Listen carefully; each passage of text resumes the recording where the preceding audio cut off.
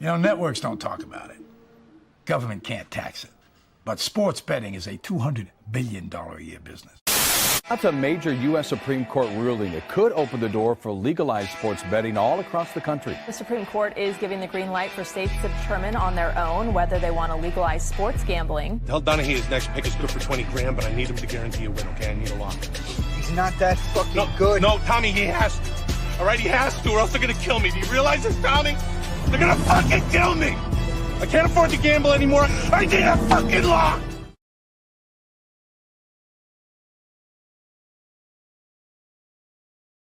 Welcome all. It is college football week 1. We are heading into Saturday, one of the most exciting days of the year. We'll let everybody kind of filter in. I do see I've got my first man joining me here in a second. Just want to make sure we've got it posted on all socials. Just watched Michigan State cash the first half for those of you that were looking at that. Now we're going to see if Tarleton can somehow beat Army outright. Yeah, you heard that right. Tarleton State, FCS Tarleton State. If only somebody told you to bet Tarleton State. We'll see if that ends up as good as it looks. But without further ado, let's make this a party. Let me get our first guest on the stage. Everybody knows this man. This is, there he is, Gino. What's up? Good to see you. Good to see you. We are here, my man. Cooking. My man has been very excited to get involved again, and I'll actually have you next week. Well, because brother, we're 1 week away from the NFL kicking off. We talked about it last week. I'm not going to glaze this time of year again. Busy time for you as well. Bet Openly is as active as I've seen it in a long time, so I love that. There was a $50,000 bet tonight, I believe, on it was in the Auburn game. I don't remember which side it was on. I think it was Auburn money line. It was Auburn money line. Dude, unbelievable. Auburn, I think, kicked off at minus 125 with books. So, they're down right now. So it could be sharp, but that game ain't over. There was just a huge stop on the 3-yard line. I know. So, I've got that on right now. I've got Auburn going, the Tarleton State game going, and then Colorado's come out pretty solid against Georgia Tech. We'll kind of keep an eye on those games as we Colorado money line out. You did? Okay. I gave Colorado money line out. It was smart. I'll give the homies one to sneak in. They got 2 hours. If you can still get San Jose State plus minus 13.5. Tell me more. If you want to be cute, San Jose State team total over 16.5 the first half. I like that. They're going to put up 17-21. So we're chilling. We're chilling there. That rocks. And I just see people filing in. We're up to 30, 40, 50. You watch those viewers soar. Big shout out to everybody that's been following all fall.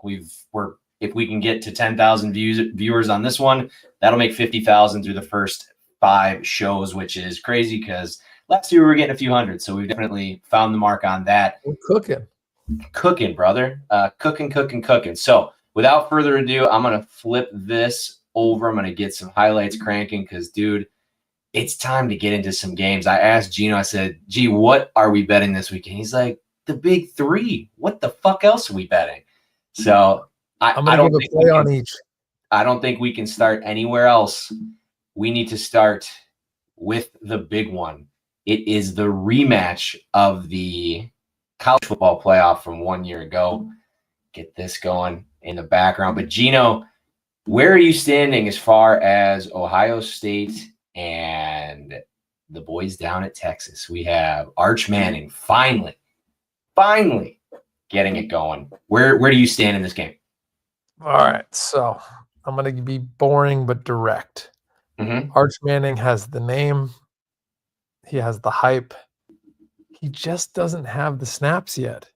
Sure. He's really low on snaps. Do you agree? I agree. No, I'm sorry. My layout got all messed up, but there we go. It's all good. I want to make sure I didn't freak. But anyways, no, like you said, completely I'm not throwing low on shade at him. snaps. I'm not saying he won't be great. I'm not saying he won't win a Super Bowl. I'm not saying he won't be a good pro. As of right now, today, he has got to be, again, this is a really nuanced stat, but he has to be one of the lowest ever stats, number of snaps walking in on a 1 seed. Walking into a 1 seed, walking in.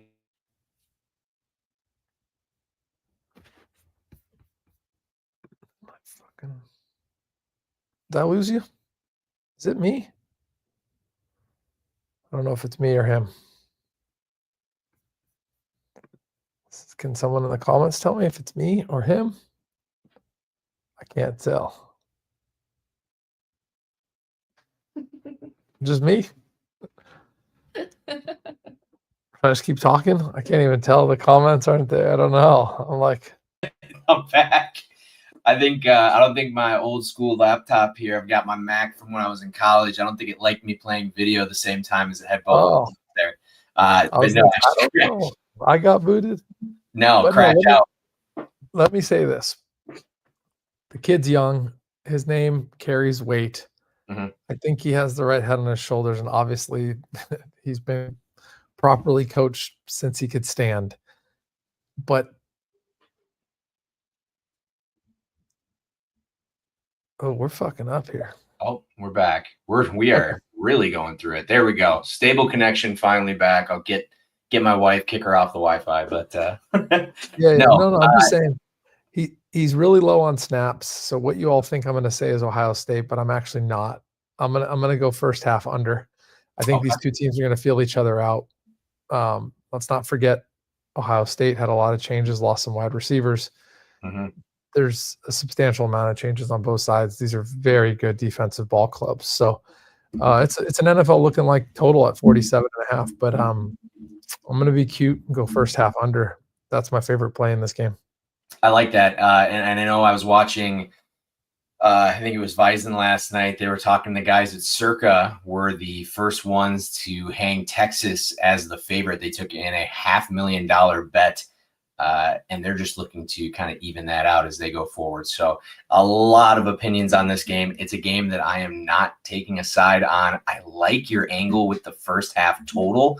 But yeah, it's a really tough one. Ohio State opened this thing up at the beginning of summer laying 3. That's down to 1. So you kind of see where people lie on it. But it's the game of the weekend. It's the one that everybody's going to be watching. It is the big noon kickoff. So yeah. And if you forced me, I would be on Ohio State. I just want to be clear. Sure. I'm not on it. If you made me, it would be Ohio State, but the money's going to be on that under.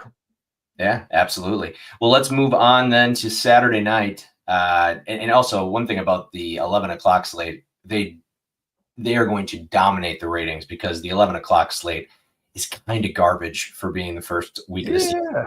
But yeah. Let's move it. By design. I hope they're smart enough that they made it garbage so everyone's watching Texas Ohio State. You gotta think so, but it just I'm going through and I was going game by game and I'm like, SEC's on the road a lot week 1. I don't know if you've noticed that. There's a good amount of SEC teams on the road week 1. Mississippi State going to Southern Miss, a little foreshadowing for a pick that I know is coming later in the show. That it's going to be interesting to see because I know the SEC is kind of changing how they're going to do their non-conference scheduling going forward. Yeah. But yeah, SEC teams going on the road. Florida State. There's just a good amount, dude. There is. Georgia, there is. Texas, Well, no, that's ACC. Sorry. Yeah, but before we get to Bama, Florida State, because I do want to talk to you about that. LSU, Clemson. Playing on Saturday night. They're playing this at Clemson. LSU comes in number 9 in the country, currently a 4-point dog. Total in that one is 57.5. LSU is a team during the previews before the season that I was super interested in. I think personally it's the highest level of variance of any team in the SEC. Garrett Nussmeier, 7-1, kind of right there with Arch to win the Heisman, a team that just dominated the portal, was the number 1 portal team according to 24/7 Sports. Number 2 overall defender. They actually take Patrick Payton from FSU that we just mentioned.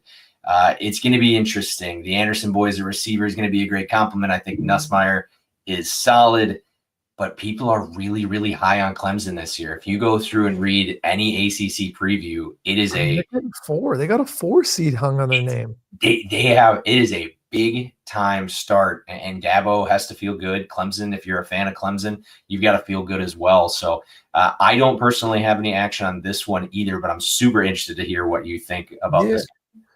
So I don't know if we got the old Clemson back. I don't know if we will get them back. Sure. I've not been impressed with them for multiple years now. What I will say is you think of Clemson, you think of defense. And I woke up and I saw 57.5. And I see LSU coming with fireworks. But I see Clemson favored by 4, higher ranked. I see the line sticking. So I wanted to give LSU money line. I really did. But I'm not going to. I'm going to give the over 57.5. So sorry for being so boring, guys. I promise I got a side for you last. But actually, I got 2 sides for you last. But I actually started really heavy. If you followed my, if you were in my head, in my phone, in my notes, you would see that LSU was circled. LSU was almost going to be 2 units on the money line. And That's I just kind of started week 1 move. Yeah, I just started backing away from it. I'm just being honest. Yeah. I just, the more I read, the more I was like, could they win this game? Of course. Will they? Don't know. They've been pretty disappointing on the road. Kelly early in the season, blah, blah, blah, blah, blah. Yeah. That makes me like LSU. And then I just kept getting away from it. I was like, damn, they hung a 4 on Clemson. I was not expecting that. I really wasn't. The ACC hasn't been that impressive in recent years across the board. So I was like, maybe they want the SEC biters, the people that believe the SEC is the junior NFL and everything else is inferior. So I just wasn't going to get hung on that. I think we get fireworks here. I like being a contrarian. Everyone's thinking defense, Clemson home, 4C, blah, blah, blah. Really high total at 57.5 for a Clemson team. Sure. So, I actually think this is going to be one of the most exciting games of the week. I'm tempted to say the most exciting game. So that's where I stand there. Turning the page. Do you want me to jump straight to the Sunday night? Let's do it. So jumping to Sunday night, I don't know how alone I am here. I don't really love fading the public, but I'm hammering Miami. I'm all over Miami. Not you. It might be because I might go. It's here. It's against Notre Dame. I don't know if they have the natty hangover, like the Super Bowl hangover. I'm not talking natty light. But I think the kid is going to cook there. Now, I'm not selling Cam Ward. Remember I gave you a play? Yeah. Remember I told you I'm fading Cam Ward of the preseason? Sure. I made some good money on some no touchdowns plus 180s. Those are nice for me. That builds houses. So yes, it does. I'm actually buying the QB in Miami that he's going to cook. I'm buying the system. I'm buying that he was obviously Georgia's very talented. So let me finish my sentence. But Georgia's not Bama. He didn't have the Bama receiver core around him. He had O-line, D-line, run game first, defensive minded, good coach, strong program around him. He wasn't required to throw the ball 40-something times a game. No, and I actually think he's going to slang it. So if I want to get cute, it's Miami money line. If I want to get cuter and you're an SGP guy, I think I'm going to have him throwing a couple touchdowns, like upwards of 3 in an SGP with Miami money line. Sure. I'm not even going to go on this over there. I'm not. I don't know if Notre Dame's going to be able to keep up with them. I don't know if Notre Dame's going to be able to fire back and forth with them. Now, their defense has been So sure. I get 49.5. I do. I'm just not touching it. But I do think the kid, I don't want to go as far as to say Heisman, but I kind of want to say Heisman-like run. People hate Carson Beck. It's just he's not a likable person. They don't think he's talented. They hate on his looks. They thought he got buried in Georgia. Obviously, it's easy to lean on. Hey, he had this. What Georgia receivers are we talking about in the NFL right now, other than Georgia Pickens? Other than Pickens, it's nobody. And Pickens, people can have their own opinions on it. No, I'm with you there. I think Miami is definitely undervalued. I do like Notre Dame kind of where they're at from a system standpoint. I think they have a great coach in place. Of course. I think continuity-wise, they've got a great backfield, but you're rolling out CJ Carr. And I don't know what you're going to get out of Lloyd Carr's grandson. This is going to be a really interesting game. Gino said in this one, he said a little SGP action. Carson Beck to throw 3 touchdowns, Miami to win. That is 7-1. And if you're going to, shit, you can't bet it on Bet Openly. I was like, if you could SGP money line on Bet Openly, that'd be sick. But yeah, plus you can 7. bet both things. You could bet both independently. Miami, you'll get way better odds. So, oh yeah, I think Miami right now on Bet Openly. I've seen as high as plus 130. So yeah, you'll be able to house a lot of Notre Dame action. Sure. No, and I mean, just anytime there's a Florida team involved, there's a lot of liquidity coming out of the great state of Florida. So we do appreciate that. Yes, definitely going to be a good game in that one. I personally, I think I'm with you. I think I lean Miami just in the spot, being at home. I don't know what we're going to get with Notre Dame. I consider the under 50 and a half, but yeah, I'm undecided on that game. Might have some action, might not. I know. For you ladder kids, I want to highlight after this. I gave you the 7-1 SGP. For you ladder kids, I might have a little sprinkle on Beck going as high as 4 touchdowns. So ladder up, and that's just like, it's going to pay well. So sure, just being under talked about. He was a winning quarterback under the Georgia umbrella. He didn't win games. That's kind of how I feel like he's been treated. Oh yeah, 100%. And again, I'm not a hater of Cam Ward. I actually love the head on his shoulders. I love how he speaks. I love how he talks about his father, his hard work. I'm not selling Cam Ward. I'm just saying, if there's someone that could sneak into a really good position, it is Beck in Miami, because the focus was on Cam Ward, not the system and talent around him. Sure. That's the only thing I'm selling you guys on, is why I'm on the Tennessee unders this year on totals and stuff. Yeah. I think the media latches onto people and really gets behind them. I'm fine. I hope Cam Ward has a good career. I'm not selling him. I don't want you to twist my words. I'm just saying there's a lot of room left to be wondering on how good the Miami system was, the coaching, the talent, that enhanced what Cam Ward was able to do.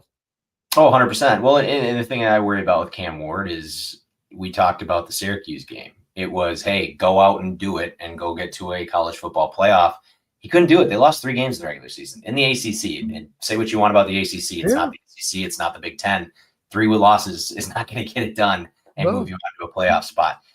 Before you get out of here, Gino, I know you've got daddy duty. I want to talk Florida State and Alabama. Interesting game.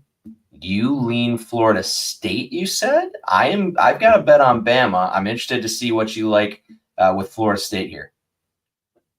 My ugliest, grossest bet of the week. Those are usually the ones that are my biggest. Sure. You got to listen to every word I say here, boys. You got to listen to every word.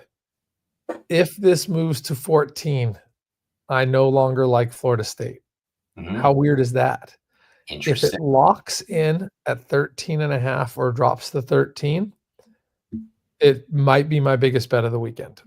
I don't know anyone that likes Florida State. I know a lot of people that believe Bama's a natty contender, old school Bama, lots to prove. Coach is getting his, feet wet. He's not so new anymore. He was accused of not having that killer instinct of Saban, blah, blah, blah, blah, blah. If it moves to 14.5, I'm off Florida State, which really sounds backward, right? If you get that hook, I don't like it anymore. Okay. If the books decide to lock in Florida State at 13.5, there's going to be some money thrown out. I love that. And just before I jump, I just want to finish my rambling thought. No, go for it. I do also think Cam Ward got a little bit of extra love, kind of being built and performing Jaden Daniels like. Sure. I do think that stuff matters. A lot of things happened when Kaepernick was crushing. Like, the NFL sees something working and they emulate it and they want to. So again, don't want you to walk away that I'm a Cam Ward hater. I just think his stock's a little too overbought. And so Sure. I'm finding positions where I can not fade him, the person, but fade his positions. And I do believe Carson Beck money line is the spot this week. I think Carson Beck putting up Cam Ward like numbers.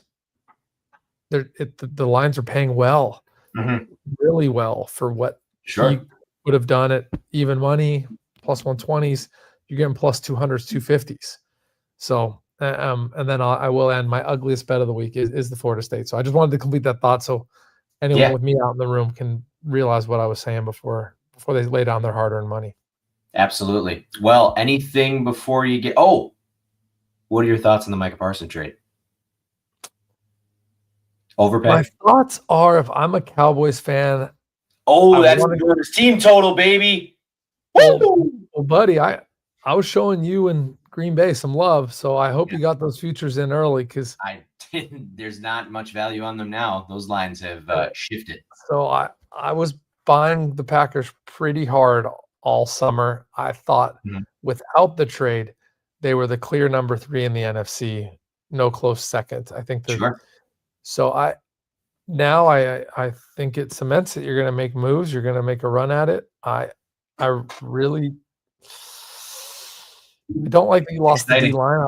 I wish you were able to hold on to the D lineman and just give up picks. I didn't like that. It would have been nice to keep the continuity on the interior. They kept the writing was on the wall. They kept 6 interior defensive linemen when cuts happened, and I was like, that smells like Kenny Clark getting out of here. But hard to say. No, you got to move it. You have a chance to get someone like that for 2 picks, dude. 1 and 2 first-round picks don't turn into Micah Parsons. That's insane. So you got him young.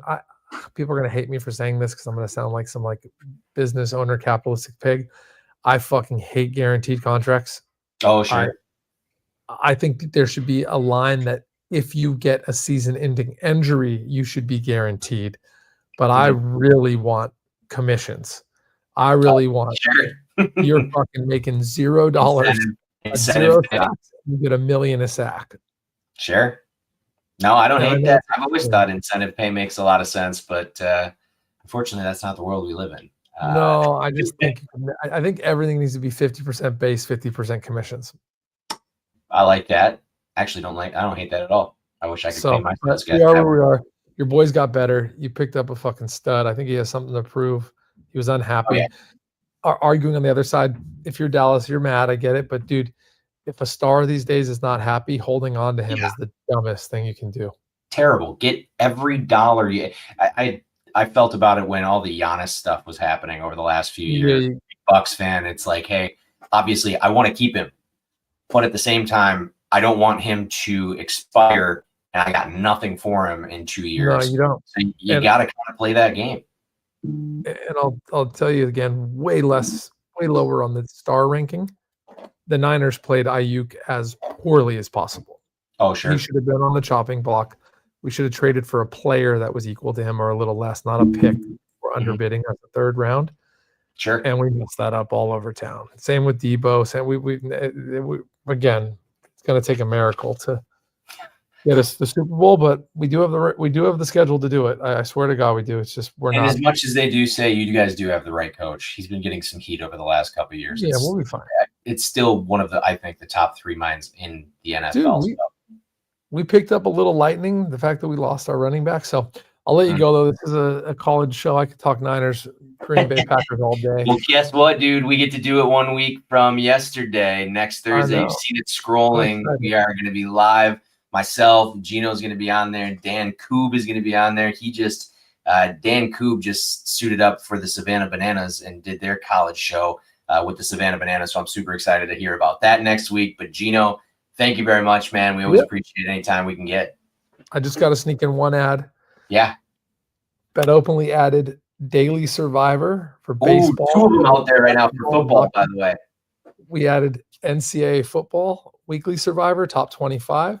And obviously NFL Survivor will be added later this week. So you guys can enter into Survivor pools for as little as $10 all the way up to whatever amount you choose. And they start every day, every week. So if you lose in week 3, you can just join another one. We only make 1%, where most of them have a 20% hold. And even if it's a small one, let's just say only 15 guys enter, the winner gets 15x. And if it only lasts 4 weeks, you make your 15x on the 4th week and you can enter in 5 more. It doesn't matter. So I'm super excited. We released it yesterday and some of them already had 30 something entries. So like that's 30x to the winner. Again, it's The not college the football ones. $1 million. College football ones are filling. There were 2 of them, one for 20, one for 30. If you're somebody that doesn't really understand Survivor, this is a really, really good way to get your feet wet in something that I personally think is one of the funnest ways to gamble. It's really unique, and it's a way to make it so you can stretch your money. And at the end of the day, it's $10 lasts for freaking 2 months. Isn't that kind of the name of this game for most people, is stretching your money the best that you can while still having action? So yeah, I'm super excited about them too. I will be involved in some college football Survivor this weekend, and then NFL next weekend. But Gino, have a good night, brother. We will talk to you next Thursday because it is time to bring in one of the OGs. It is my guy Eric with eTop 21 Sports. I'm going to be joining him on his show next Tuesday. You'll see it scrolling across the bottom. Streams every Tuesday at 10 o'clock Central Time. What's up, buddy? How you doing? Just watching Baylor be idiots, man. What's up with you, dude? Baylor's an interesting one. I have Auburn money line, so I'm cool with them being as idiotic as possible. But very, very exciting time. I know you're just as locked in on everything as I am. Did you get a chance to watch some of the games last night? Kick it back at all? Nothing screams college football like being on the treadmill and sweating out Akron. Oh, yes. That is just peak college football. That's right there for me. But yeah, good day yesterday. I had Buffalo plus the points, South Florida plus the points in the money line. Had Akron, questionable Finley INT in the end zone kind of cost me that. But dude, I had Akron too. Is what it is. Is what it is. On to the day. Watching, the thing about me, and look, I used to play at a high level. I used to coach at a pretty high level. The concept with these college kids of scoreboard pressure and everything. Mm-hmm. Baylor's up 3-0. Auburn can't do anything. Arnold hasn't even completed a pass yet. You drive down to the 3, just take the 3 points, go up 6-0. You know what I mean? Put the scoreboard pressure on. They They force it, don't get it. Auburn now has all the momentum. Now you gave a team that was dead momentum, and now they're on a 14-0 run. It's just if it's late in the game and math wise you need to get 7, I get it. But early on, don't give a team any momentum, dude. Just keep the scoreboard pressure on, play it tight, play it smart, take the points. You're down double digits now in the second quarter, and you look completely dead. Oh, completely dead in the water. Right now, they have absolutely no juice. And for a team like Baylor, this is what we saw. This is what got Dave Aranda on the hot seat last year, is just no passion, dumb play calls, just no.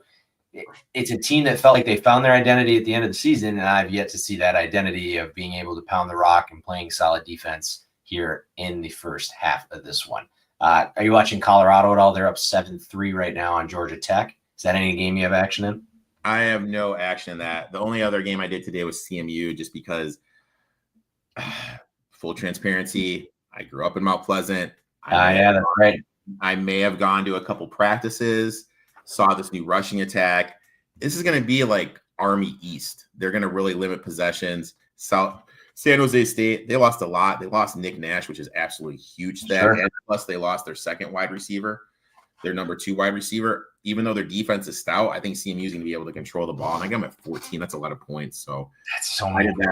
I did that a little bit later. Your folks are still living up in Mount Pleasant, right? Still living up in Mount Pleasant, representing. I'll be there for homecoming. So what a lovely place to. It's a very quaint little town in Michigan there. But yeah, man, you are dogging it up this weekend, as you tweeted out. I am very excited to see where you land. Gino and I talked a little bit about some of these SEC teams that are hitting the road, and I think we got to start there. I think we got to start with Mississippi State and Southern Miss. In this one, Mississippi State laying 14, that thing open at 12.5. Total is 60.5, down from 67.5 at open. What say you? Is this upset alert for the Bulldogs, a team that really started from scratch last year and is still rebuilding? I believe it is. I took Southern Miss. I was able to find a 14.5, and I put a little bit on them at plus 460. Charlie Huff comes in from Marshall. Marshall did win the Sun Belt last year. 21 transfers from Marshall coming in, so immediately they're going to have the chemistry and the impact. Braxton from Marshall coming in, 1,600 yards passing, 19 TDs, 2 INTs, over 600 yards rushing for Southern Miss, a dual threat weapon that Mississippi State has to respect. Defensive end, they got more in preseason, G5 All-American, plus the 2 Fosters transfer in from Marshall to booster up their secondary. We look at Mississippi State last year, last in FBS and sacks, allowed 7.1 yards per play in SEC games last year. I really don't feel what they did in the portal fixed those issues. This is Southern Miss's game. It is a quote-unquote blackout game. Motivation, in-state rivalry. Southern Miss, deep receiving core. 5 of Marshall's top 7 wide receivers come in. They add Davis, a big play threat against this questionable Mississippi State secondary. Plus, Blake Shapen is going to be the quarterback for Mississippi State. He's returning from a major injury. He didn't play at all last season, so there's going to be some rust against this ball-hawking Southern Miss defense. I think the game script, Southern Miss is going to be pumped up. The place is going to be electric. They have some defensive playmakers. So I play the 14.5 and I play the plus 460, my friend. Yeah, and I mean, anytime you're coming in, SEC's coming to town and you're going to black out your student section, everything like that, it's going to be a pretty tough place to play. I don't care who you are. And like I said, Mississippi State. Did you watch the SEC documentary at all, Any Given Saturday on Netflix? I unfortunately did not. It is the Mississippi State episode is brutal. Cool. Those guys, they got just absolutely gouged. I mean, you look at their facilities, it is so not an SEC school. So yes, I could definitely see Mississippi State. I'm going to look more into that one. I've got that one circled, and I love that you're on it. Next game I want to talk about is a team that is fresh to my favorite conference in college football, the MAC. UMass is back in the MAC. They get Temple at home. What say you about UMass and Temple right now? UMass, I'm looking at 2.5-point dogs. I love UMass here. I got them at plus 2.5. They got Rhodes from Utah coming in, big upgrade over last season. Griffin comes in from USTA, running behind one of the best offensive line UMass has had. And UMass made a sneaky good hire. They hired Kurt Anderson, who was at Northwestern. Then all the Pat Fitzgerald stuff happened. He was one of the coaches let go. This guy developed Frank Ragnow. Oh, yeah. Slater. This guy is notorious for taking these guys and developing them. I absolutely love that hire. They added some guys on the defensive line to make it bigger. They got secondary upgrades in the back four. I see coaching. I see player upgrades here for UMass. Temple, one of the things I always look for is when there's a quarterback competition that goes a little late. This quarterback competition went late, so I'm a little bit uncertain what we're going to get from that position. Wright really limits their outside playmaking at the wide receiver. Front four is good, but their back seven really is worrisome. And again, who's going to transfer to Temple? They did nothing to upgrade that. 0-6 in 2024, 20-game road losing streak. Who the hell is Temple, even if you're against UMass, to be favored? Also, defense returns 10 starters. Johnson and Rudolph, strong versus the pass, 176.6 yards per game. I think they're going to be able to exploit Temple's weak offense, only average 19 points a game. With the uncertainty of the quarterback, the upgrades in the crunches, UMass 7-5 ATS is an underdog, 6-3 when they're plus 2.5 or less.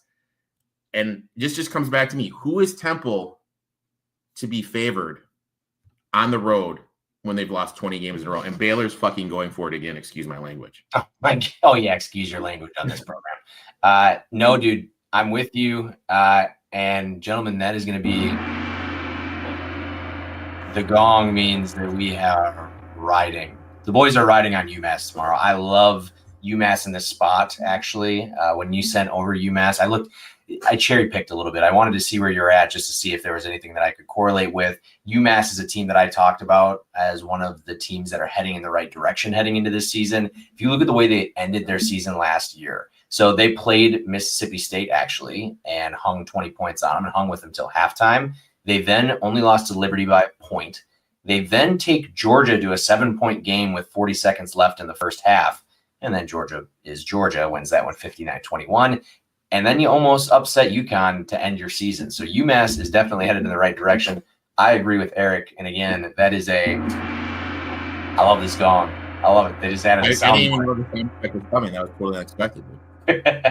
But yeah, I'm with you, man. I've got UMass as well. I'm going to wait. I want to see if I can get 3 points. Okay. Do you think I'm going to, it's 2.5 right now. This thing opened at 1.5. The public perception of UMass has never been good. They've always been kind of looked at as a doormat. And I think teams just might look at Temple as this is a better team, maybe just because. But I'm going to wait. But I'm with you. We are definitely going to be betting UMass this weekend. Next game for you is a game that we actually do not see eye to eye on. I'm interested, and I'm going to let you go first. Iowa State brings in South Dakota from the FCS. They are laying 14.5. Farmageddon was a success for them last week after what I think is one of the sloppiest first halves of football that I've seen in a long time, which is kind of expected. I'm assuming you're going dog here. I'm going dog. Give me South Dakota State 15. To me, this is a situational spot play. Iowa State just returned from overseas. They got jet lag, big conference win over Kansas State. Plus, you have Iowa on deck. They're going to play conservatively. They're going to look to avoid injuries.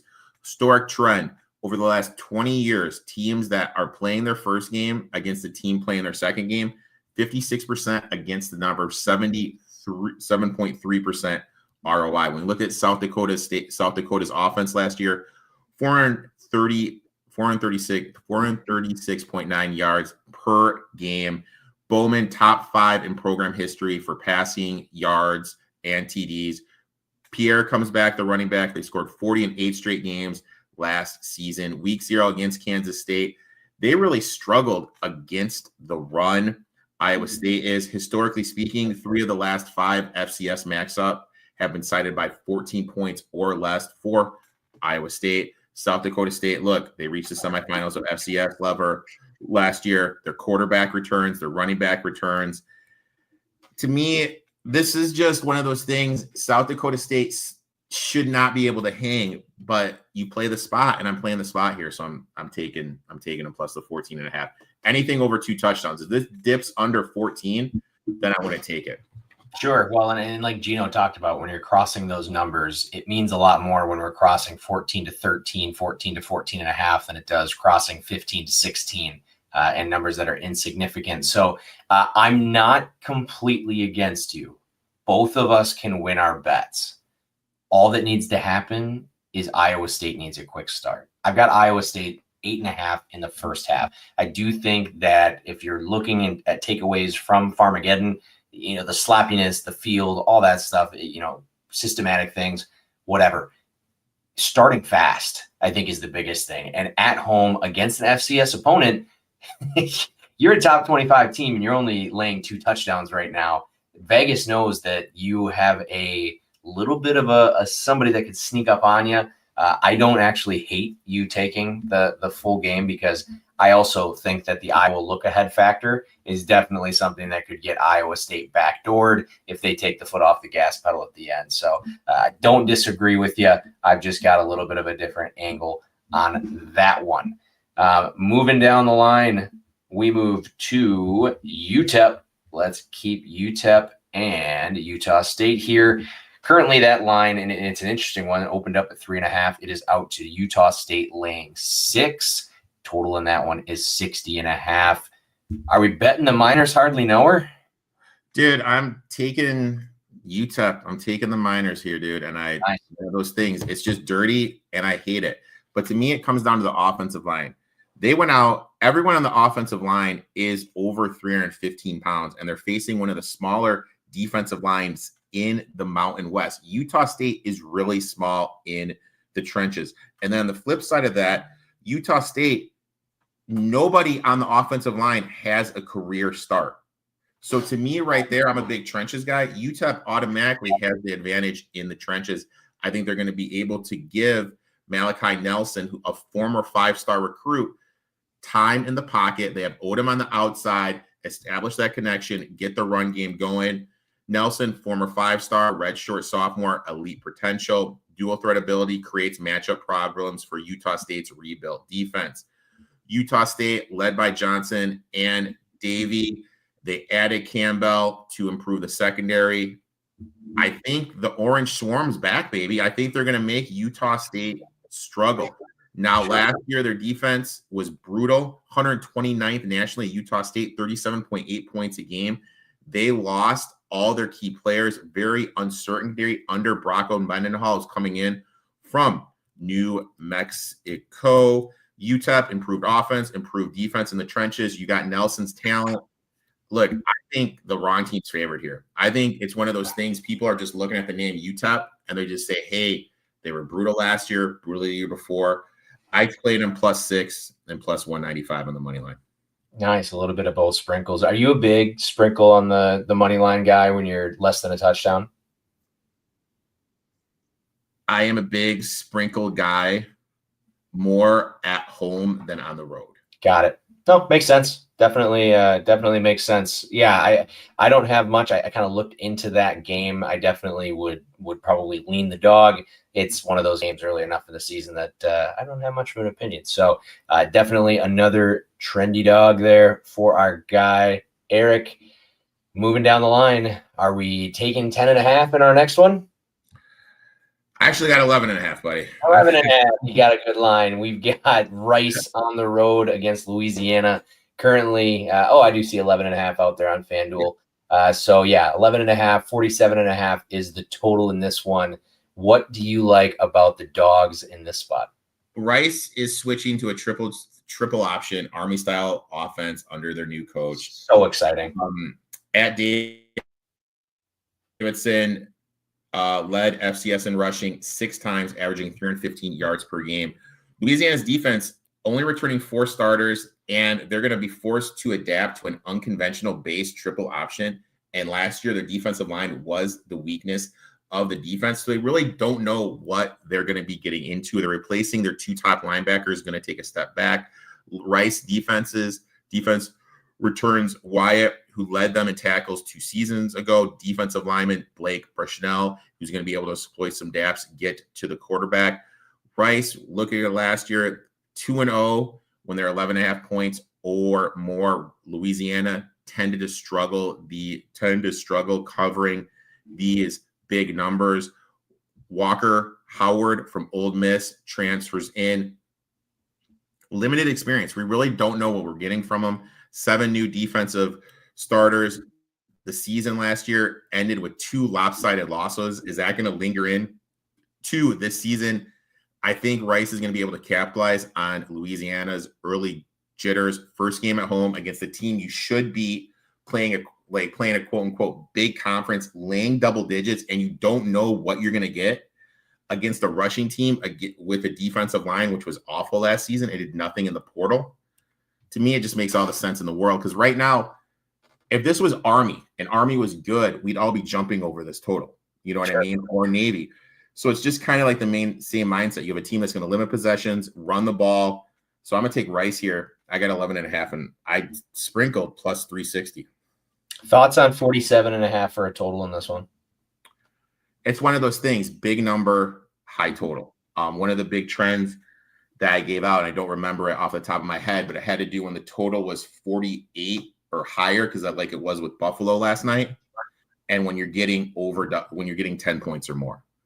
Mm-hmm. So, I mean, it's kind of one of those things. If you like the dog here, I would play the under. If you don't like the dog and like the favorite in Louisiana, I'd play the over.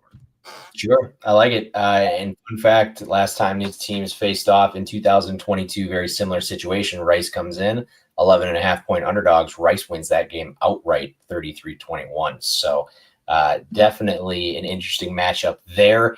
I love that we're going to talk about this last game with you, because I am with you. Another one of these teams that was highlighted in that SEC show that I talked about was South Carolina.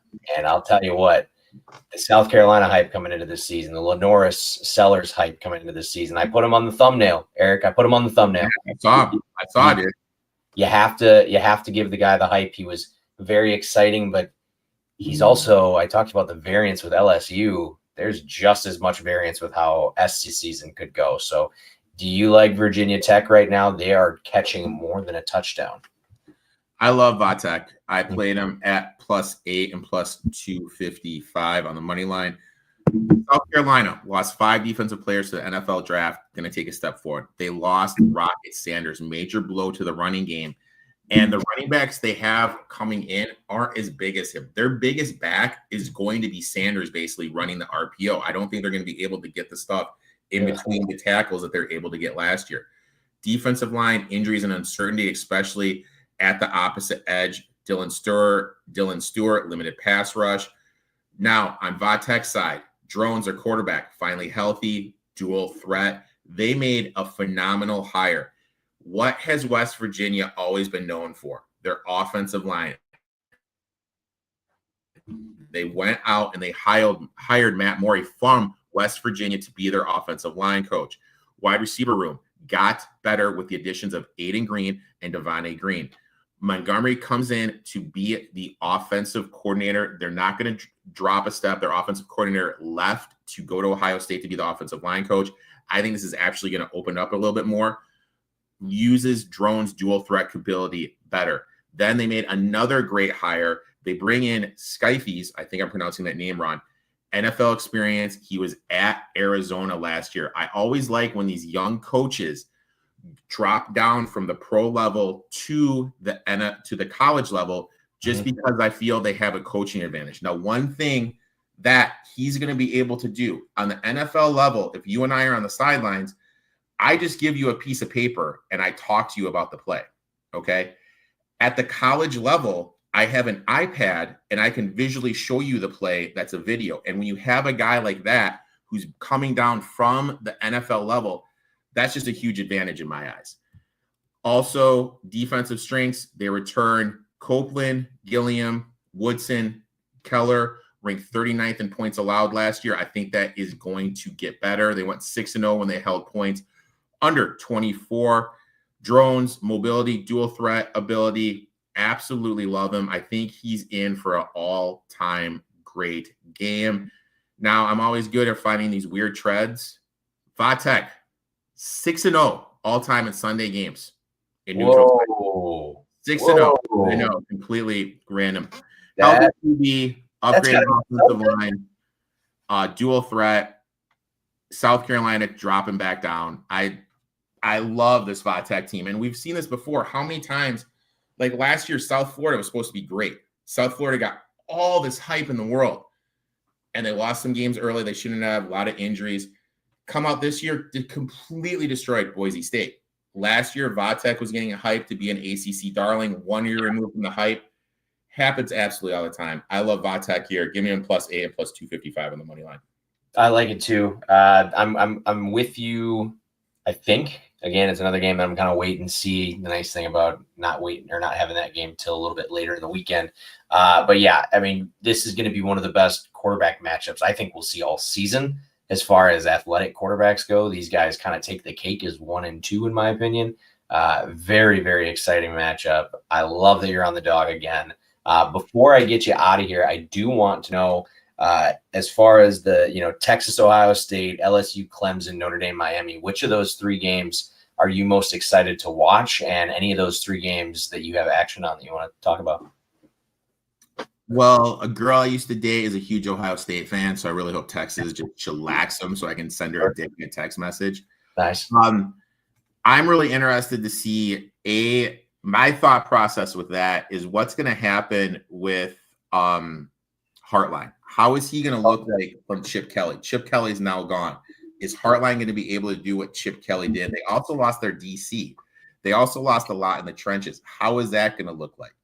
Then Stark had this quote, and I forget the quote. I was trying to look for it before I came on here. He compared Manning to Daniels saying he's going to be able to open up the playbook. So I'm really interested to see what happens. And we all know, you and I both know, Stark has this ability to get too cute and it goes in to bite him in the ass. What is that going to look like? Honestly, if Ohio State gets up early and Mike can get like a plus 150 or higher on Texas Live, I'll probably look to do that. I have Clemson futures, so I have nothing to do with the LSU Clemson game. I'm just going to sit back, watch that game. What is what's your opinion of LSU? I kind of feel like Brian Kelly always has these teams, and these players just don't like them, and because they don't like them, they don't fight. You know what I mean? Like they don't. He's a hard guy to play for. I mean, makes sense. You and I have seen him longer than probably a lot of people have back in his Grand Valley State days, and then kind of bouncing around and maybe not leaving on the best of terms. Brewers got base loaded. Yeah, I personally, I think that this is a tough spot for LSU. I talked about it before. I've talked about it twice now. The variance of LSU scares me. I think Garrett Nussmeier, although the hype is great, I think it's too high. I don't think LSU is going to be the team that's going to kind of take that. I tiered out the SEC, and I've got them a tier below the true contenders. They're like right in the middle. I don't want to tier them down by like Ole Miss and things like that. But I just can't put them on the pedestal that I'm putting Texas, that I'm putting even Alabama on right now, Georgia, just not kind of in that same boat. But just some notes that I had for the Ohio State game that was kind of funny is Julian Sayin, the quarterback for OSU, has thrown the ball 12 times in college. He's facing a team last year that gave up 5.7 yards per attempt and led the country with 22 picks. I get it. He's got Jeremiah Smith. He's got Cardinal Tate. Dude, it's going to be fucking hard to throw against Texas. Texas has a really, really good pass rush. I think Texas is the team in this spot. I have not bet it yet. I think it's one of those games that I'm going to sleep on it tonight, wake up, feel a certain way, but I'm leaning Texas, and I can't believe I'm going to bet against Ohio State in the horseshoe, but I just haven't seen enough out of Texas. So right now, and one that the bet that's been sitting out on Bet Openly, an open bet, is Arch Manning rushing attempts over 8.5 at plus money. And I'm just take that. It feels good, right? Sark's kind of crazy. Like he's going to use it. And the thing that I look at, stacks count as rushes in college football. Yeah. So I mean, and you think the guy that hasn't had many snaps might take a sack or two. So yeah, I kind of have both those things in my head. The thing that also worries me about Texas is they lost a lot of offensive line. They lost that tight end that was a stud. They lost two wide receivers in Bond and Golden. Blue is gone. Like what? You know what I mean? Like I'm a little bit worried about that. In terms of LSU, I think the best bet you can make, I think you can still get it plus 500. I got it plus 800 that Nussmeier would be the top pick just because his old man is the offensive coordinator for the Saints. Right. So I think that like there's kind of quote unquote value in that one. The other big game, the Miami Notre Dame game, same idea. Life's on the line. Who do you trust more, Freeman or Cristobal? It's Marcus Freeman. You know what I mean? So if I get Freeman but I get Freeman at plus money, you know, I'll look to do that. CJ Carr scares me, man. I don't know if I like CJ Carr. One thing for me, and like maybe it's just because I'm an old man set in my ways, I don't like laying points on the road. I don't like counting on 20-year-olds to win with margin on the road. Mm-hmm. So if I can wait and live get a better number, I'll look to do that. I did want to ask you, what is your opinion on the TCU North Carolina game? I thought it picked up to 3.5. Yeah. I kind of feel I have to bet on the Fighting Belichick's, but I'm also kind of petrified his arm piece is going to be on the sidelines. Yeah, so I'm torn on this one, and I won't talk too much on it myself because I know that my third guy coming in, that is one of the games that he likes, and I will foreshadow that, there's a lot of points in that game, and I'm kind of feeling the same way right now. TCU is a team that I just don't – is TCU a real school? I don't know anyone that went to TCU, but it's They're hard to back, man. I don't know how good TCU is. I look at the guys that they got in the portal, the guys that left. It looks like they stayed kind of even. Obviously, Gio Lopez, I think Gio Lopez was one of the more underrated portal moves, getting him from South Alabama. That was a fun offense to watch last year. But yeah, man, old Bill on the college sideline. I had to put him in the thumbnail too because it's one of those things. It's a perfect job scheduling that as a standalone game. Could not have done better if they tried. But yeah, I'm torn. I'm more interested in that game to see what it looks like than I am the Miami game, because I think that game is going to be, there's possible weather. They actually, if you like the under, I looked into that. It's supposed to be rainy. Plus, I think, what is it? Howard and another team play there the day before. So rain, 2 games, sloppy field. So 2 games and a So I would definitely look at that. Yeah, well, and the thing too is they expect TCU to be able to do anything.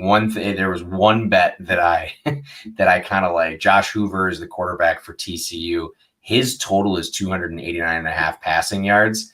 To do that against a Bill Belichick team that I think is going to be very solid defensively, I think that's a lot of yards. If there was any line that I could find in that game, that was the one that I was going to fade, was the Josh Hoover passing yards. But yeah, it's an interesting matchup. It's a great spot for it.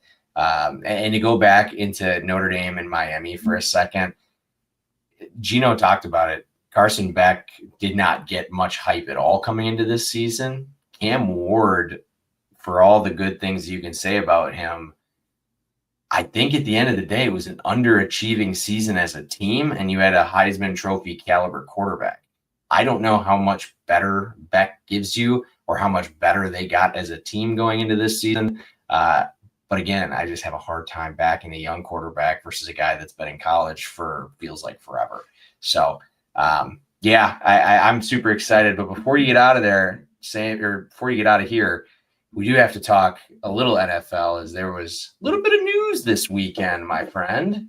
And I'll tell you, it's feeling like 96. Feeling like 96. Were you even born in 96, dude? Yes, I was actually born right in 96. Yeah, I mean, look, you got a dynamic pass rusher. Sure. I mean, like, long term, what are you going to do with the cap? Because isn't it like $105 million that's going to go for Love and Parsons? The funniest thing is, I saw this tweet about it. This guy broke down all the all the tax stuff. Parsons is only making $900,000 more going up to Green Bay than staying in Dallas, even though Green Bay offered him more money. Defensive line's better. Look, on my show, which you're going to be on this Tuesday, when we did the North preview, I said the Packers were the team to bet. I got the Packers, I believe, at plus 300 to win the North. Absolutely love it. I do think, though, week 1, it'll kind of create some value on Detroit. Parsons hasn't been practicing, so we really don't know how game shape he's going to be, how much he's going to be out there. If that line gets to Detroit plus 3 because of the Parsons news, I'll be in that. But immediately, Green Bay, I was high on them. I think I heard Gino was high on them. I know you're high on them. I mean, if you haven't been in the Super Bowl, by the way, someone needs to shit down my throat and tell me how awful they're going to be. Otherwise, I'm going to be really nervous going into the season. On the flip side, for Dallas, they couldn't stop the run last year, and they got someone that can stop the run in Clark. Mm-hmm. Eberflus is a good defensive coach. He's got by with less. I thought that was a great hire. I whoever was going to end up with Eberflus as a DC, I thought that was going to work out really well. And immediately it fixes what they had struggled with, stopping the run. You're going to need Fowler to be that pass rusher, to be the guy that can create one-on-one, can beat one-on-one and get to the quarterback. And you have 2 first-round picks. Green Bay doesn't have a first-round pick to 2028 now. Sure. I mean, it's kind of one of those things, like right now, everyone just assumes Green Bay is going to be this juggernaut.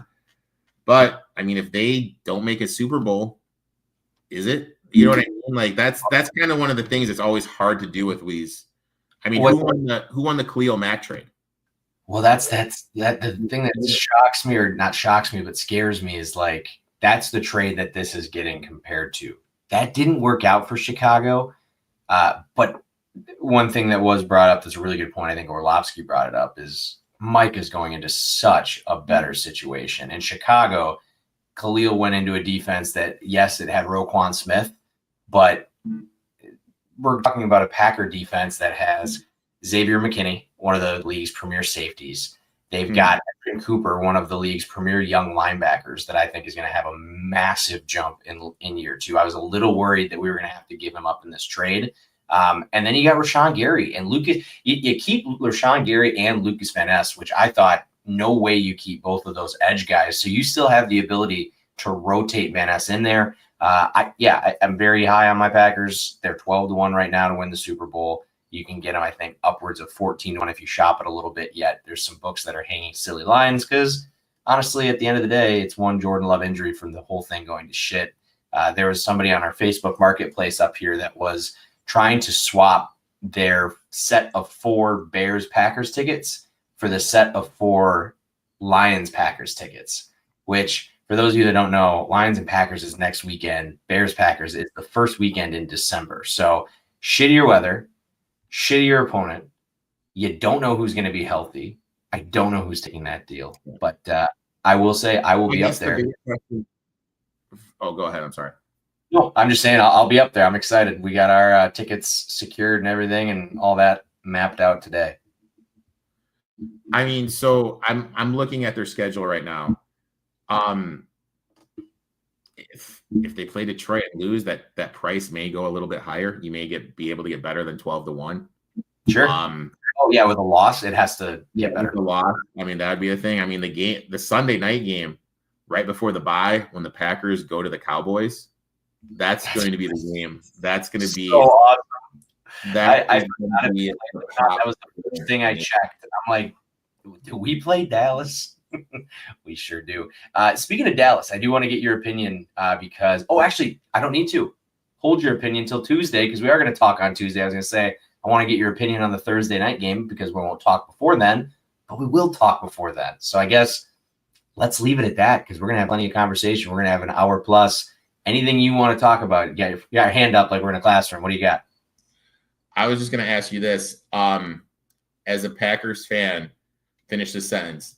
I would consider this trade a failure if we don't win a Super Bowl. I mean, obviously. I mean, I was going to mention it earlier. Brett Gutekunst at the end of the season, our GM, said something that was very direct and can't be skewed, especially now with the moves that they made. He said, it's time we start competing for championships. And my God, was that a move. And our new president, I forget, his name escapes me, took over for Mark Murphy, who was our longtime president. This is a hell of a splash. It's Reggie White all over again. It's Charles Woodson. It's better than Charles Woodson. We got Charles Woodson when he was kind of starting to deteriorate a little bit. This dude is 26. I mean, you're looking at TJ Watt, Myles Garrett, both those guys 30 plus, and this dude's 26. Yeah. So yes, is it a lot of money? Yeah, but you know what's a lot of money? Arguably the best pass rusher in football. He's gonna be a lot of money, and people are like, oh, well, you paid Jordan Love a lot of money, kinda, but not really, because like what it's gonna be market value in 2 years is really insignificant unless we see a crazy change in that. But it's tough, man. I don't want to get too high. I try to be the level-headed Packer fan until I'm like 3 bourbons deep every Sunday, but it's hard. The hype is there. And then people are bitching about the Lions not making a move. Lions just didn't have anything. I mean, because like Branch, Gibbs, Hutchinson, all those guys come up at the same time as Parsons would have. You're just mathematically, how can you afford any of that? Even if you like defer money, stagger money. You know what I mean? I just don't understand how the Lions mathematically could have done it. I hate these teams, like Bears fans, same thing. Oh, why didn't we go out and get him? It's like, listen, man, there were maybe 3 teams that this was going to happen with, and I'm not going to list out the teams because I actually don't know.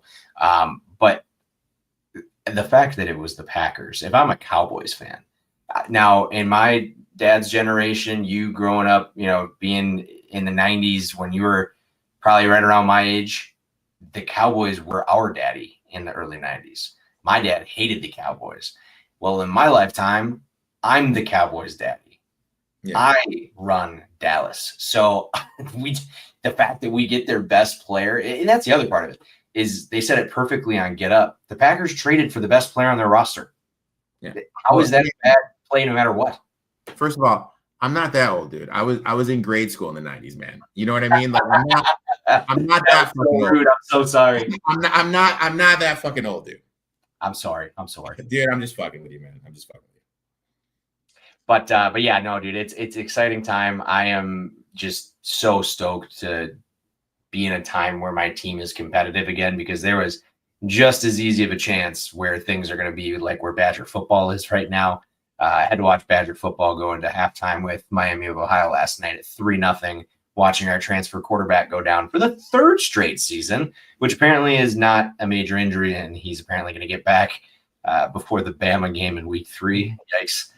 Yeah, I'm not super grooving on my Badgers, but it'll be interesting to see with maybe the hardest schedule in college football, just how bad it can get.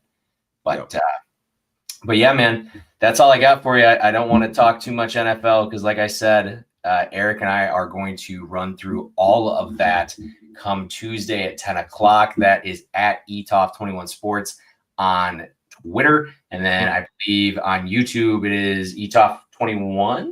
ETOF21 Sports. Yep. Okay, perfect. So yeah, make sure you check us out. Next week is going to be sick. I've got that going on Tuesday. I was going to ask you if you're not busy on Thursday. I'd love to have you on Thursday night to do a little bit of a roundtable talking NFL with Gino, myself. I was saying Dan Coop, buddy of mine, just suited up for the Savannah Bananas. So we are going to see how that experience was. But that's all going to be next week. So appreciate you, man. I am going to be taking you out of here, and I will talk to you in a few days. Good luck with your bets this weekend. Let me know if there's anything else you add to your card, because I needs to know. Thanks for having me on. Enjoyed it, my friend. All right, later. All right, so got to bring on our last guest, and it is the man, the myth, the legend, my longtime gambling partner, my traveling gambling savant of all things football, and racing. It is the Taco Man. Taco Man Eric Vargas, finally, long overdue joining the program, brother. How are we feeling? Okay, beautiful night to be alive. Beautiful night to be alive. Fell in love with the board. It's a beautiful time of year. Everything is going good right now. Yeah, it's good that your Gavin Newsom Wi-Fi is all through, so that's good. Love to see that. He was fighting. I don't know if you tuned in at the very beginning, but I was also fighting the internet demons today. Vargas, I'm not going to waste too much time here as we're already getting over an hour, but you've got 2 games, and Eric almost cucked you on one of them. So we'll talk about TCU UNC here in a second, but I want to talk UCLA and Utah. An interesting game. I actually had on my list of games to talk about before I realized I was just going to roundtable this thing. Where do you land on UCLA and Utah? It is Nico's debut in Pasadena. Yes, I think it's a conference battle. Roots of Pac-12 after dark. Week 1, it just makes sense where that 51.5 for me was speaking to me. I see that they've played each other. This will be the 5th time in the last 6 years, and 3 of the 4, if I'm not mistaken, both teams put up 40. Yeah, no, I'm looking right at it right now. It's outside of the 14-7, which Utah, that was the year that they didn't have a quarterback back in 23. Yeah, 42-32, 44-24. The game historically stayed at a high pace, and we all know when the sun goes down in Utah, which actually I just realized it's in Pasadena, so it doesn't matter. But no, I'm with you on that, and I also am going to be joining you in that bet. Where's my gong? Show me gong. Show me gong. All right, that is another rider, as me and Vargas are both going to be on the new iteration of Pac-12 at night, rocking the over for Utah and UCLA. TCU and UNC. Got to talk about this one a little bit. Talked about it a little bit with Eric from ETOF before. He is kind of thinking Wild Bill. Are you on Wild Bill as well? I don't want to be on the wrong side of history. I'm on Wild Bill. All I don't right. want to be on the wrong side of history. It's one of these bet it, forget it. No analytics, no history. Do you want to be on the right side of history? Do you want to be on the wrong side of history? I love that. I've said it many times. It's the reason that I bet on Patrick Mahomes for the most part when he goes to the Super Bowl. I did not bet on him against, thank God, in the last one. But yeah, I'm not going to be the guy in the morning at the water cooler that bet against Bill Belichick. So, and I already talked about it. I love Gio Lopez, the quarterback. I don't know what we're going to get out of TCU. I'm going to wait if I start seeing that thing creep, because right now it's sitting at 3.5. What was your number? Did you get 3.5? 3.5. 3.5. So I think 3.5 is a good number. I want to see what happens, because if it does tick to 2.5, I'm going to be a little bit nervous. But no, I am with you on both of those leans. UNC, just from a storyline perspective, just a beautiful, beautiful, beautiful standalone at 7 o'clock on a Monday night. So what else could we possibly want? And I was just looking. Let me look again here. What is the schedule for the games this weekend? It's on Sunday. We get 2, right? Yeah, Sunday at 2 o'clock, Virginia Tech SC. Sunday at 6:30 is Notre Dame Miami. And then Monday, standalone, basically Monday Night Football, TCU UNC. It's going to be fucking awesome. I can't wait. This is going to be a sick weekend of football. Before we get out of here completely, you've got a few more bets that you wanted to rock it off. I had mentioned the racing. What do you like on the circuit this weekend? Yes, we got 2 circuits, main circuits going off. Number 1, we will start with IndyCar. IndyCar is in the streets of Nashville. And out of respect for the championship winner, we're going to ride him one last time. Dominant season. He's going to want to put the cherry on top. I'm talking Alex Palou plus 260. I love it. I don't know I anything. believe it was on 7 wins this year, going for his 8th. Puts him in all-time territory for his championship season. So that's what I love. IndyCar, Alex Palou right now, as we sit Friday night before qualifying, plus 260. Send that fun Sunday flyer. Get that bankroll up for UNC. Also Sunday night, if I'm not mistaken, did you say it was Notre Dame? Get the bankroll up for the Notre Dame game, because Marcus Freeman is not taking any prisoners this year. I don't disagree. Etoff said the best way you could say it. If you're going into battle, you're going into battle with Marcus Freeman, or you're going in with Mario Cristobal. Quarterbacks aside, as I've been very consistent on how I feel about CJ Carr. But yeah, man, I'm very excited for the weekend. Do you have any holiday plans? What are you doing this weekend? Nothing too crazy. Nothing too crazy. Enjoying ball, getting ready with these final fantasy drafts here, and just getting ready for just ball's back. No better time. Ball is back. And I do have to do one quick check-in. Tarleton State is going to take Army to overtime. Army just misses a field goal with 7 seconds left on the clock. It is 24-24. We are going to cover in Tarleton and Army. Gotta love that. It's been a phenomenal night. Hit the Michigan State first half over. Currently Auburn money line, Tarleton plus 14, and the Brewers crushed their team total. So we're looking at a 2-unit night if all ends well. But so I'm going to run through it. I'll keep you on here. Vargas, kind of what we talked about today. Vargas is on UNC. Eric is on UNC. Vargas is on the UCLA Utah over with myself. We've got Etoff is rocking the dogs almost across. Well, no, not almost across the board. He's rocking the dogs across the board. We're talking Virginia Tech over South Carolina with the points. Rice at Louisiana. UTEP at Utah State. South Dakota at Iowa State. I have Iowa State laying 8.5 in the first half in that one. So we both can win our bets. Not super worried about it. We've got Temple against UMass. We've got UMass winning that one. That is me and Eric together. And we got Mississippi State traveling to Southern Miss. He's got Mississippi State catching 2 touchdowns at home in that one. Talked about it with Gino, and we'll talk about it just real quick, just because it's the big games of the weekend. Vargas, we kind of talked about Notre Dame, Miami already. What are your thoughts? LSU, Clemson, anything there? You want to talk Texas, Ohio State at all? No feel on LSU, Clemson. It's just you can't trust the Brian Kelly squad early in the season. Very tough for him to get off. What I do love is a good Texas money line. Arch Manning falling for the Hollywood story. I'm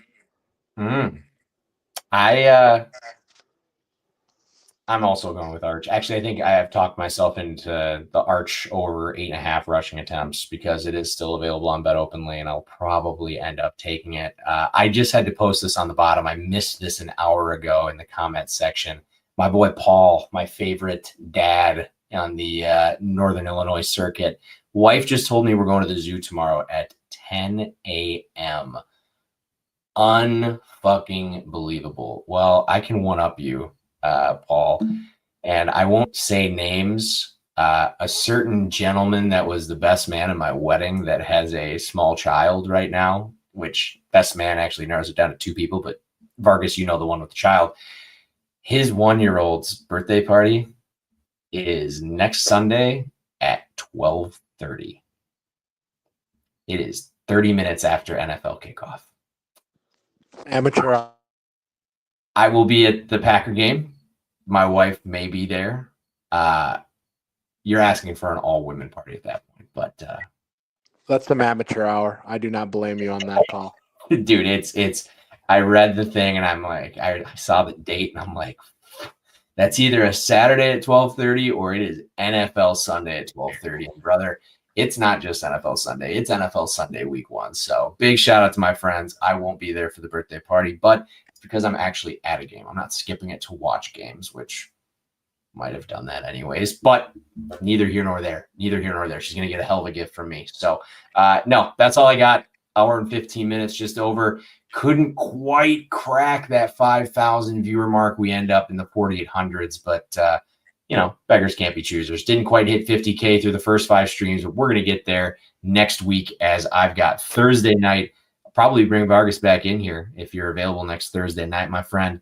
Talk a little bit of NFL as there is so much ball to talk about next weekend. I'm going to try and keep these to roughly hour and 15, but when we've got full slates of NFL and college football, I'm not making any promises. So appreciate everyone for listening. It is the Lock Talk stream for Jake O'Kane. It is Eric Vargas. Thank you guys for coming in. Vargas, first time, long time. Appreciate you.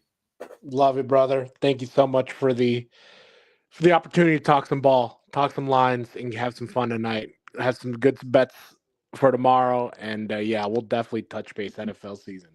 Love it. All right, everybody. Good luck with your bets this weekend. Make sure you follow me on action at O'Kane, at _O'Kane__ on X/Twitter, whatever you prefer, to check out all my action as we move forward. We'll talk to you Tuesday. Make sure you tune into the ETOP 21 Sports Show as I am hopping on Eric's stream at 10 o'clock Tuesday night to talk NFL Week 1. Appreciate everybody for listening. Just under 5,000. I tried to milk it a little longer, but we didn't quite get there. See ya.